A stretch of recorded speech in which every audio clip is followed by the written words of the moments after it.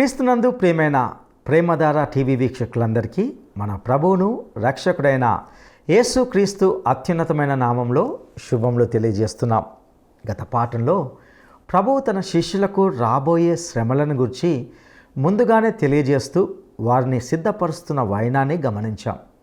ప్రభువు అన్నాడు, లోకము నన్ను ద్వేషించింది, నన్ను హింసించింది, అదేవిధంగా ఈ లోకము మిమ్ములను కూడా ద్వేషిస్తుందని, హింసిస్తుందని చెప్పాడు. కొంచెం కాలమైన తర్వాత మీరిక నన్ను చూడరు, మరికొంచెం కాలంనకు నన్ను చూచెదరని చెప్పినప్పుడు ముందుగా శిష్యులకు అర్థం కాలేదు. ప్రభువు త్వరలో తన తండ్రి అయిన దేవుని యొద్దకు వెళ్ళబోతున్నట్లుగా చెప్పాడు. ఇవేవి వారికి అంతగా అర్థం కాలేదు. ప్రభువు తన శిలువ మరణ పరిస్థితిని బట్టి శిష్యులు అనాథలుగా ఉండకుండా పరిశుద్ధాత్మను పంపిస్తానని వాగ్దానం చేస్తూ వారిని పరిశుద్ధాత్మ యుగములోనికి నడిపిస్తున్నట్లుగా చూస్తాం. క్రీస్తు నామంలో ప్రార్థించడంలోని విశిష్టత కూడా ఈ భాగంలో ప్రస్తావించబడినట్లుగా చూస్తాం. ఆయనకు లోబడి జీవించేవారు మాత్రమే ఆయన నామంలో ప్రార్థించి జవాబును పొందుకోగలుగుతారు.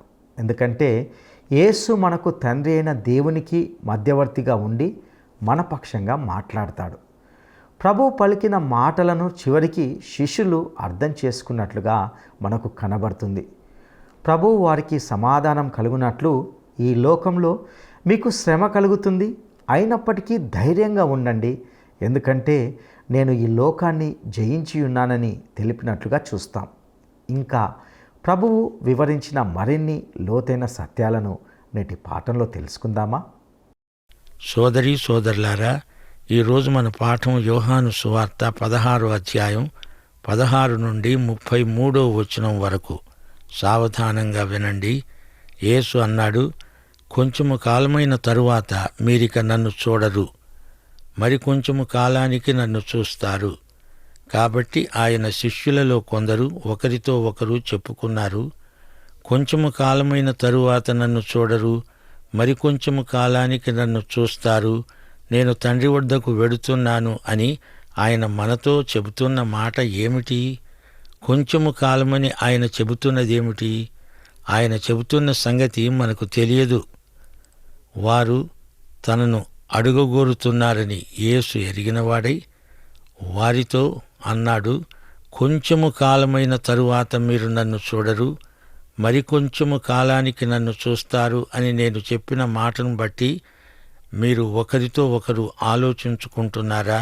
మీరు ఏడ్చి ప్రలాపిస్తారు గాని లోకము సంతోషిస్తుంది, మీరు దుఃఖిస్తారు గాని మీ దుఃఖము సంతోషమవుతుందని మీతో నిశ్చయముగా చెప్తున్నాను. స్త్రీ ప్రసవించేటప్పుడు ఆమె గడియ వచ్చింది గనుక ఆమె వేదన పడుతుంది.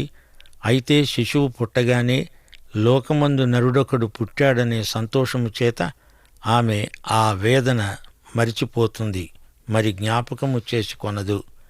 అలాగే మీరు కూడా దుఃఖపడుతున్నారు, గాని మిమ్మల్ని మళ్ళీ చూస్తాను, అప్పుడు మీ హృదయము సంతోషిస్తుంది. మీ సంతోషమును ఎవరూ మీ వద్ద నుండి తీసివేయలేరు. ఆ దినమున మీరు దేనిని గూర్చి నన్ను అడుగరు. మీరు తండ్రిని నా పేరట ఏమి అడిగినా ఆయన మీకు అనుగ్రహిస్తాడని మీతో నిశ్చయముగా చెప్తున్నాను. ఇదివరకు మీరేమీ నా పేరట అడుగలేదు. మీ సంతోషము పరిపూర్ణమయ్యేటట్లు అడగండి, మీకు దొరుకుతుంది. సోదరీ సోదరులారా, వింటున్నారా? యేసు చెప్పిన మాటలు వారు గ్రహించలేదు.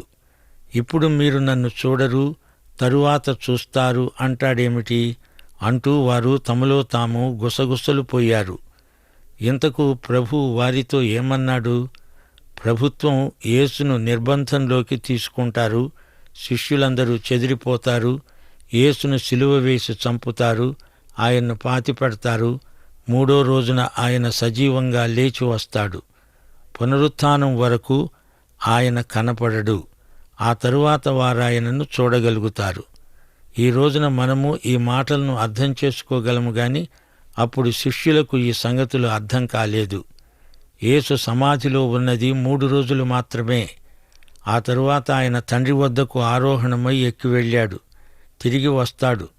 అంతవరకు నేను మిమ్ములను అనాథలనుగా విడువను అన్నాడు యేసు. పరిశుద్ధాత్మగా తానే వారితో యుగసమాప్తి పర్యంతం ఉంటానన్నాడు. యేసు వాస్తవికతను పరిశుద్ధాత్మ మనకు అనుభవైక వేద్యం చేస్తున్నాడు. యేసును ముఖాముఖిగా మనము చూచే వరకు ఇది పరిశుద్ధాత్మ యుగం. ఆయనను మనం ప్రత్యక్షంగా చూచినప్పుడు మన దుఃఖం సంతోషమవుతుంది. నీవు ఈ లోకంలో ఎక్కడ ఉన్నా నీవు యేసు ప్రభువును అంగీకరించి ఉంటే దేవుని బిడ్డవే. యేసు రాకడతో నిత్యత్వానికి కాలం తనను తాను అప్పగించుకుంటుంది. తెల్లవారుతుంది. శుభోదయం, మహోదయం. ఆయనను చూచిన ఆనందంలో వెనకటి శ్రమలన్నీ మరిచిపోతాము. యేసు నామమున ప్రార్థించటం అనే విషయం ఇక్కడ మూడోసారి ప్రస్తావించబడింది. క్రీస్తునందు ఉన్నవాడు, క్రీస్తుకు విధేయుడైనవాడు క్రీస్తు నామమున ప్రార్థిస్తే వెంటనే జవాబు వస్తుంది. ఊరికే యేసు నామమున అన్నంత మాత్రాన సరిపోదు. యేసు సంతకమది. దాన్ని నీవు ఫోర్జరీ చేయకూడదు. క్రీస్తునందున్నవాడు, ఆయనకు పూర్తిగా లోబడి జీవించేవాడు మాత్రమే ఈ ప్రార్థన చేయగలడు. ప్రార్థన క్రింద యేసు సంతకం పెడతాడు. మనమిప్పుడు ఏది అడిగినా యేసుకు, ఆయన మనస్సుకు సరిపడేదే అడగాలి. యేసు ఇష్టమే మన ఇష్టం. యేసు పరలోకంలో దేవుని కుడిపార్శ్వమున ఉండి మన కోసం విజ్ఞాపన చేస్తున్నాడు. మధ్యవర్తి ద్వారా ప్రార్థించాలి. తండ్రికి చేసిన ప్రార్థన కుమారుని ద్వారానే ఆయనకు చేరుతుంది. యేసు శిలువకు దగ్గరగా వచ్చేశాడు. యేసు శిలువ మరణంలో మన విమోచన ఇమిడి ఉంది. అందుకోసమే ఆయన ఈ లోకానికి వచ్చాడు. ఆ తరువాత అందరూ యేసు నామమున తండ్రికి ప్రార్థనలు చేస్తారు. దేవుడు కఠినుడు కాడు. ఆయన నీతిమంతుల ప్రార్థనకు వెంటనే జవాబిస్తాడు. తండ్రి నిన్ను, నన్ను ఎంతో ప్రేమిస్తున్నాడు.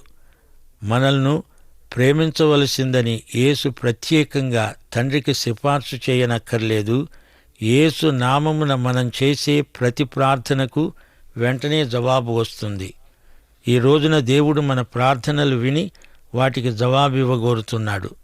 ఆయన మన ప్రార్థనలు వినటానికి ఎల్లప్పుడూ సిద్ధంగానే ఉన్నాడు. క్రీస్తును ప్రేమించే వ్యక్తి హృదయపు అట్టడుగు నుండి రావాలి ప్రార్థన. క్రీస్తుకు అంకితమైపోయి ఆయనకు మనసా వాచా విధేయులైన వారి మాటలు దేవుడు తప్పక వింటాడు. శ్రోతలు, యోహాను సువార్త అంతటిలో కీలక వచనం యోహాను సువార్త 20వ అధ్యాయం 31వ వచనం అన్నాం గదా. దానితో పాటు 16వ అధ్యాయం 28వ వచనం కూడా పెట్టి చూడండి.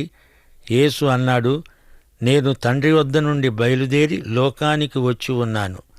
లోకాన్ని విడిచి మళ్ళీ తండ్రి వద్దకు వెడుతున్నాను. నిత్యుడైన దేవుని కుమారుడు ఈ లోకానికి ఎందుకు వచ్చాడు? మానవుణ్ణి రక్షించడానికి ఆయన వచ్చాడు. ఆయన కార్యక్రమం ముగియగానే తండ్రి వద్దకు తిరిగి వెళ్ళాడు. యోహాను సువార్తలోని కథా సంవిధానమందలి గమనాన్ని గుర్తించండి. అనేక శ్రమలు వస్తాయి, కాని అంతిమ విజయం క్రీస్తుది, ఆయన విశ్వాసులది. ఈ వచనం పరిమాణంలో బెత్లెహేము కంటే పెద్దది, అంతరిక్షం కంటే విశాలమైంది. నిత్యత్వము నుండి నిత్యత్వానికి మధ్య చిన్న కాలఖండిక 33.5 సంవత్సరాలు. ఆయన సింహాసనం పరలోకంలో ఉంది. ఆకాశ మహాకాశాలకు పైగా పరలోకం ఉంది. దేవుడు శరీరధారిగా అవతరించాడు. 25వ వచనం నుండి ప్రభు అన్నాడు, ఈ సంగతులు గూఢార్థముగా మీతో చెప్పాను. అయితే నేనిక ఎన్నడూ గూఢార్థముగా మీతో మాట్లాడక తండ్రిని గూర్చి మీకు స్పష్టముగా తెలియచెప్పే ఘడియ వస్తున్నది. ఆ దినమందు మీరు నా పేరట అడుగుతారు గాని మీ విషయమై నేను తండ్రిని వేడుకుంటానని చెప్పటం లేదు.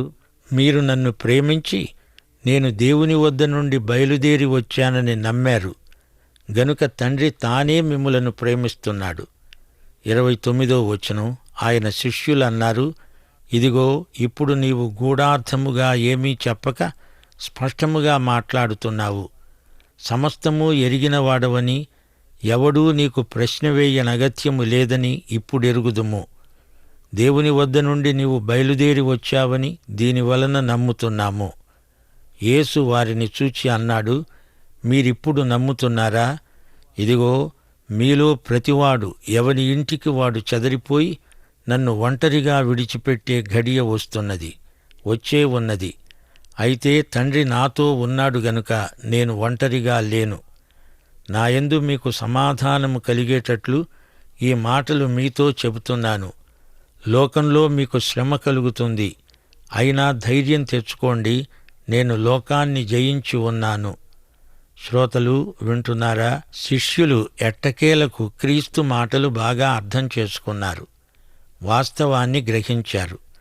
ఈయన దేవుని కుమారుడని, తండ్రి వద్ద నుండి వచ్చాడని, తిరిగి తండ్రి వద్దకు వెళ్ళిపోయే ఘడియ వచ్చిందని వారికి తెలిసిపోయింది. ఈయనే మెస్సియా, ఈయన రక్షకుడు అనే మాట నిజం. ఆయన మరణాంధకార జలమయమైన లోయను దాటుతున్నప్పుడు వారికిది పూర్తిగా అవగాహన కాలేదు. పునరుత్థాన ద్వారము గుండా ఆయన ఆరోహణమైపోతాడంటే అది వారికి అంతుపట్టడం లేదు. వారిని అనడమెందుకు? ఈ రోజున కూడా ఈ పరమాద్భుత సత్యాలు గ్రహించలేని వారు మన మధ్యనే ఉన్నారు. లేరంటారా? ప్రభువు స్పష్టంగా చెబుతున్నాడు, కాపరి సిలువ వేయబడుతున్నాడు, గొర్రెలన్నీ అటు ఇటు చెదిరిపోతాయి. అందరూ ఆయన్ను విడిచిపెట్టి వెళ్ళిపోయారు. అయినా ఆయన ఒంటరిగా లేడు, తండ్రి ఆయనకు తోడుగా ఉన్నాడు. 2 కొరింథీ 5:19 దేవుడు ఈ విధంగా క్రీస్తునందు లోకమును తనతో సమాధానపరుచుకున్నాడు. మార్కు సువార్త 15:34 ఏలీ ఏలీ లామా సబక్తాని అని శిలువ మీది నుండి యేసు ఆర్తధ్వని చేశాడు. నా దేవా నా దేవా, నన్నెందుకు చెయ్యి విడిచావు? 22 దావీదు కీర్తనను ప్రభువు ఉటంకించాడు. కీర్తనలు 22:3 ఇశ్రాయేలు స్తోత్రముల మీద ఆసీనుడవైన పరిశుద్ధుడవు.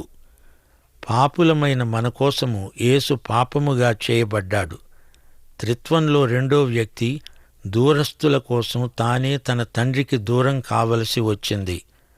దేవాలయం గర్భగుడి తెర పైనుండి నడిమికి చిరిగింది. దేవుడు క్రీస్తునందు లోకమును తనతో సమాధానపరుచుకున్నాడు. ఈ దైవిక మర్మము మానవ బుద్ధికి అందదు. శిలువ మీద యేసు పొందిన విమోచనాత్మక మరణం ఎంత మార్మికమో అనుభవించిన వారికే తెలుసు. అందరికీ అది అర్థం కాదు. యేసు శిలువ మీద చనిపోయినప్పుడు అంతటా చీకటి కమ్మింది. అప్పుడు జరిగిందంతా ఏ మానవుడు ఈ భౌతిక నేత్రాలతో చూడజాలడు. ఈ మర్మం ఎంత లోతైనదో నిత్యత్వం అంతటిలో కూడా మనం పరిశోధిస్తూనే ఉంటాము. ఆయన ఎదుట సాష్టాంగపడి ఆయనను స్తుతించడమే మనము చేయగలిగిందల్లా. అధ్యాయం ముగింపులో ప్రభు అన్నాడు, ధైర్యం తెచ్చుకోండి, నేను లోకమును జయించి ఉన్నాను. శాంతి వచనంతో ఈ అధ్యాయం ముగిసింది. క్రీస్తునందే శాంతి సమాధానం. మరెక్కడా మనకు శాంతి లభించదు. స్థానిక సంఘాలలో కూడా శాంతి ఉన్నట్లు కనిపించదు. శాంతి ఎక్కడా భౌతికంగా ఉన్నట్లు మనం చూడలేదు. యేసు అనే వ్యక్తి యందే శాంతి. లోకములో మీకు శ్రమ, లోకంలో వివిధ రంగాలలో అశాంతి, అలజడి, అరాచకం, దౌర్జన్యం పెచ్చరిల్లుతున్నాయి. యేసు లోకాన్ని జయించాడు. యేసు విజయమే మన విజయం. కొందరు క్రైస్తవ విశ్వాసులు జయజీవితాన్ని గురించి ఎక్కువగా మాట్లాడతారు. యేసు ప్రభువు తప్ప ఈ లోకంలో మరెవరూ దిగ్విజయ జీవితం గడిపిన వారు లేరు. నీకు నాకు మరెవరికీ కేవలం జయజీవితం ఉండదు. ఇది నగ్న సత్యం, చేదు నిజం. యేసే నీలో జీవించి నీకు జయమివ్వడమే మన జయ జీవితం. మనల్ని మనం ఆయనతో సంయుక్తపరచుకోవాలి. అదే మన విజయ రహస్యం. యేసుతో సన్నిహిత సహవాసం గలవారమై ఉండాలి. అప్పుడే యేసు శాంతి మనల్ని నింపుతుంది. యేసు నాలోనే ఉన్నాడు అనే భావన మనకు ఎనలేని ధైర్యం కలిగిస్తుంది. మన హృదయాలలో చెప్పశక్యము కాని మహిమాయుక్తమైన ఆనందం ఉరకలు వేస్తుంది. శాంతి, ఆనందం మనలో ముప్పిరిగొంటాయి. నాయందు మీకు సమాధానము కలగాలనే ఈ మాటలు మీతో చెప్పాను అన్నాడు ప్రభువు. లోకాన్ని జయించిన యేసు నీవాడు, నీవు యేసుకు చెందిన వాడవు. అందుచేత మనము ఎంతో ధన్యులం. 14 నుండి 16 అధ్యాయం వరకు యేసుక్రీస్తు చేసిన హితబోధ ఎంతో అమూల్యమైనది. తన శిష్యులు ధైర్యం పుంజుకోవాలి. తన యందే వారికి శాంతి. శిష్యులు క్రీస్తునందున్నారు, అదే సమయంలో లోకమందున్నారు. క్రీస్తునందు ఉన్నారు గనక వీరికి శాంతి ఉంది. గాని లోకంలో అశాంతి. లోక వ్యవస్థ అంతా అశాంతిమయమే. సైతాను, లోకంలోని ప్రజలు యేసును వ్యతిరేకించారు. ఆయన బోధలను పెడచెవిని పెట్టారు. అయితే యేసు లోకాన్ని జయించినవాడు. యేసే విజేత. యేసు విజయమందు శిష్యులు ఆనందిస్తారు. క్రీస్తునందు విశ్వాసులు విజేతలే. రోమాపత్రిక 8వ అధ్యాయం 37వ వచనంలో పౌలు ఏమన్నాడు? మనము ప్రేమించిన వాని ద్వారా మనము అత్యధిక విజయము పొందుతున్నాము. గొర్రెలు చెదరిపోతాయి అనేది జకర్యా 13వ అధ్యాయం 7వ వచనంలోని ప్రవచనం. ఖడ్గమా, నా గొర్రెల కాపరి మీద, నా సహకారి మీద పడు. గొర్రెలు చెదరిపోయేటట్లు కాపరిని హతం చెయ్యి. ఇదే యెహోవా వాక్కు. చివరి ఘడియల్లో యేసును శిష్యులందరూ విడిచిపెట్టారు. పేతురు కూడా ఆయన్ను ఎరగను అన్నాడు. అయినా దేవుడు తన కుమారుణ్ణి విడువలేదు. యేసు ప్రభువును ఆయన శిష్యులు గుర్తించారు. నీవు సమస్తమూ ఎరిగిన వాడవు, సర్వజ్ఞుడవు అని ఒప్పుకున్నారు. 28వ వచనంలో యేసు తన అవతారంలోని ప్రధాన ఉద్దేశ్యాన్ని ఒకే మాటలో వివరించాడు. నేను తండ్రి వద్ద నుండి వచ్చాను, తండ్రి నాకు అప్పగించిన పని ముగించి తండ్రి వద్దకు వెడుతున్నాను. అవతారం, ఆరోహణం ఈ రెండూ ప్రధాన సంఘటనలు. ఈ రెండూ యేసు ప్రభువు సేవా జీవితంలోని ఆద్యంతాలు. ఈ రెండు ప్రధాన సత్యాలను శిష్యులు హృదయపూర్వకంగా నమ్మారు. విశ్వాసులు తండ్రితో విశ్వాస ప్రేమ సంబంధం కలిగిన వారు. యేసు ద్వారా తండ్రితో వీరికి సన్నిహిత సంబంధం ఏర్పడింది. యేసు నామమున వారికి దేవునితో శాశ్వతమైన సహవాసం ప్రాప్తించింది. రోమాపత్రిక 5వ అధ్యాయం 2వ వచనం. యేసు ద్వారా మనము విశ్వాసము వలన ఈ కృపయందు ప్రవేశము గలవారమై అందులో నిలిచి ఉండి దేవుని మహిమను గూర్చిన నిరీక్షణను బట్టి అతిశయపడుతున్నాము. 25వ వచనం. ప్రభు అన్నాడు, ఈ సంగతులు గూఢార్థంగా మీతో చెప్పాను. ఇక మీదట గూఢార్థంగా కాదు, తేటగా తండ్రిని గూర్చి మీకు చెప్తాను. పునరుత్థానం తరువాత యేసు తండ్రిని గురించిన సంగతులు తేట తెల్లంగా ఆత్మ ద్వారా పలికాడు, బయలుపరిచాడు. అపొస్తల కార్యములు 1వ అధ్యాయం 3వ వచనం. ఆయన శ్రమపడిన తరువాత 40 దినముల వరకు వారికి అగపడుతూ దేవుని రాజ్య విషయాలను గురించి బోధిస్తూ అనేక ప్రమాణములను చూపి వారికి తనను తాను సజీవునిగా కనపరుచుకున్నాడు. యోహాను సువార్త 14వ అధ్యాయం 25, 26 వచనాలు.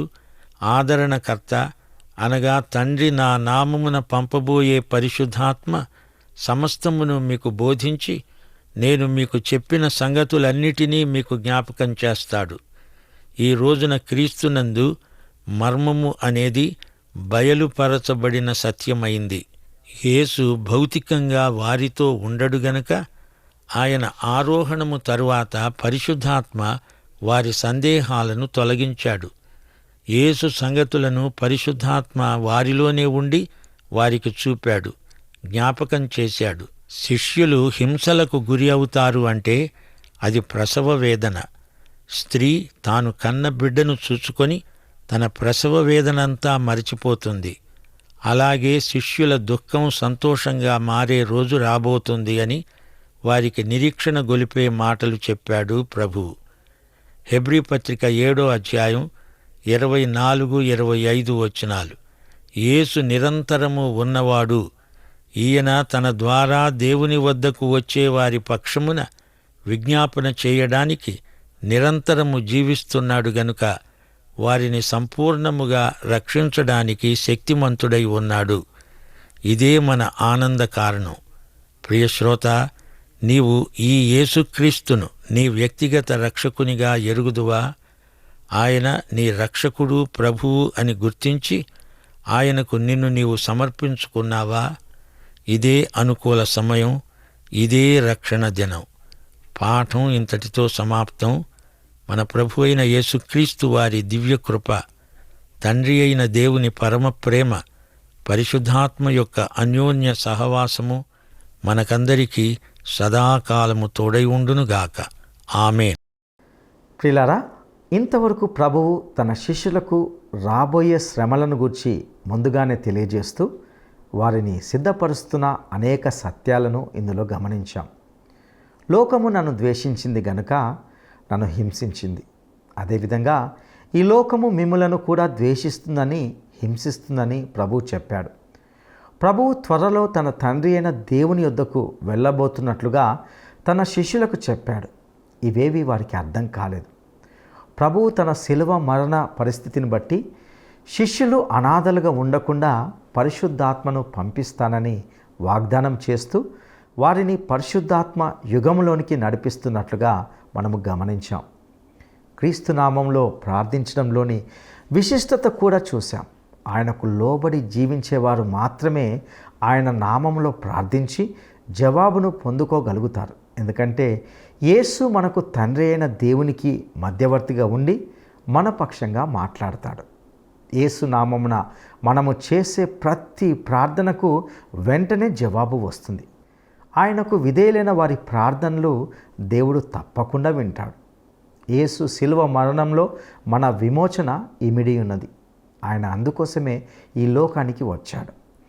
యేసు ఈ లోకానికి ఒక ముఖ్యమైన పని మీద వచ్చాడు. అదే పాపుల కొరకు మరణించడం. అందుకే ఈ లోకానికి తండ్రి చేత పంపబడ్డాడు.